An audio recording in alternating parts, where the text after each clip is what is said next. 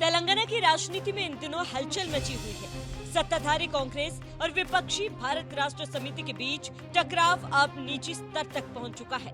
BRS विधायक पाडी कौशिक रेड्डी ने मुख्यमंत्री रेवंत रेड्डी पर गंभीर आरोप लगाए, जिसमें फोन टैपिंग और निजी जीवन से जुड़ी धमकियां शामिल है। तो चलिए जानते इस विवाद का कारण क्या है और समझते हैं कि तेलंगाना की सियासत में चल क्या रहा है। इस विवाद को समझने से पहले ये समझते हैं कि आखिर बीआरएस और कांग्रेस के बीच की ये जंग कब से और क्यों है। दरअसल तेलंगाना का गठन 2014 में हुआ था और तब से बीआरएस, जिसे पहले टीआरएस के नाम से जाना जाता था, ने राज्य की सियासत में दबदबा बना रखा था। 2014 और 2018 के चुनावों में बीआरएस ने जीत हासिल की, लेकिन 2023 में कांग्रेस ने रेवंत रेड्डी के नेतृत्व में सत्ता हथिया ली। इसके बाद से दोनों पार्टियों के बीच तनाव बढ़ता गया।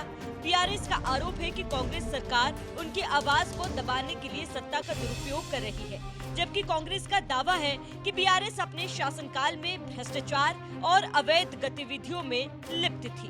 25 जुलाई 2025 को बीआरएस विधायक पाडी कौशिक रेड्डी ने रेवंत रेड्डी पर कई सनसनीखेज आरोप लगाए।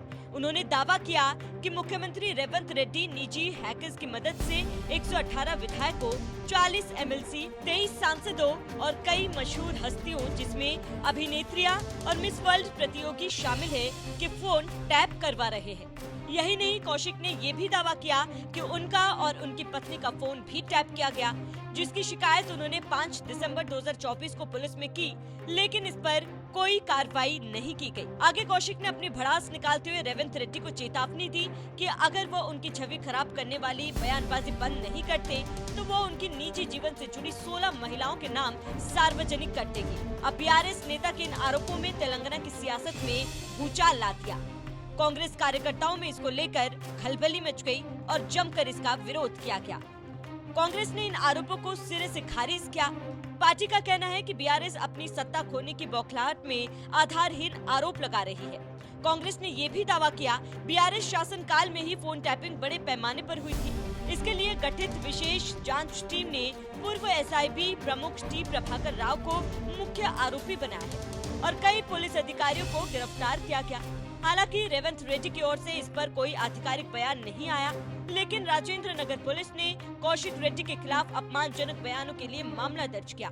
वहीं कांग्रेस कार्यकर्ताओं और एनएसयूआई ने कौशिक के कोंडापुर स्थित घर पर विरोध प्रदर्शन की योजना बनाई, लेकिन बीआरएस कार्यकर्ताओं की भारी भीड़ को देखते हुए इसे रद्द कर दिया गया। विवाद बढ़ने पर तेलंगाना में बीआरएस विधायक पाडी कौशिक रेड्डी पर मुख्यमंत्री रेवंत रेड्डी के खिलाफ कथित टिप्पणियों के चलते पुलिस ने बड़ा कदम उठाया।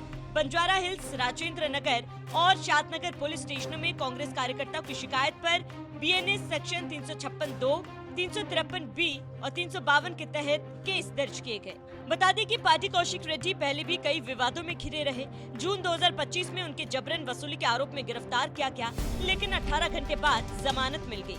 जनवरी 2025 में कांग्रेस विधायक संजय कुमार के साथ उनके विवाद ने भी सुर्खियां बटोरी, जिसके बाद उनकी गिरफ्तारी और बीआरएस नेताओं की नजरबंदी हुई। लेकिन कई बार कौशिक ने दावा किया कि उनके खिलाफ 28 फर्जी मामले दर्ज किए गए ताकि उनकी आवाज को दबाया जा सके।